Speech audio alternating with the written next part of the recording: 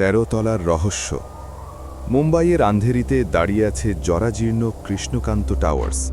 বাইরে থেকে গুনলে বিল্ডিংটা ঠিক ১২ তলার, কিন্তু ভেতরে লিফটে উঠলেই নজরে পড়ে একটা অশুভ বাটন ১৩।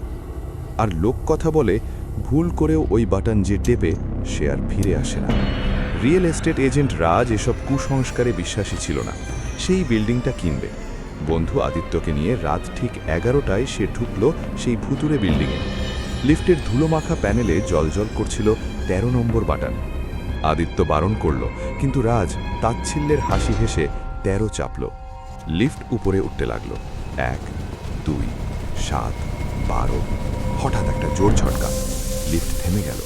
লাইট নিভে গিয়ে নেমে এলো গাঢ় অন্ধকার। ডিসপ্লেতে তখন ফুটে উঠেছে ১৩। লিফটের দরজা খুলতেই সামনে এক অজানার করিডর, অথচ বাইরে থেকে এই ফ্লোরের অস্তিত্বই নেই।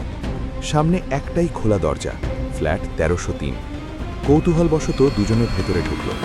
ঘরের মাঝখানে বিশাল এক পুরনো আয়না। আদিত্য আঁতকে উঠল। রাজ, আয়নায় তোমার ছায়া নেই কেন?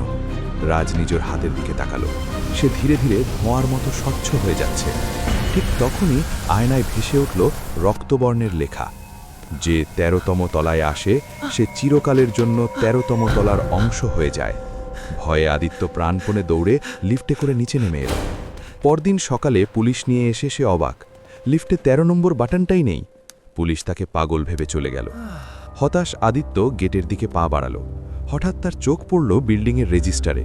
সেখানে তাজা কালিতে লেখা, ফ্ল্যাট ১৩০৩, মালিক রাজকুমার, তারিখ আজকের।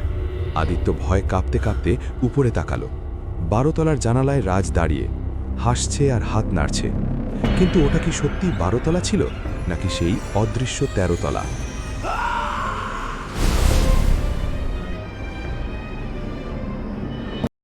Please subscribe and like my channel. Hanuman!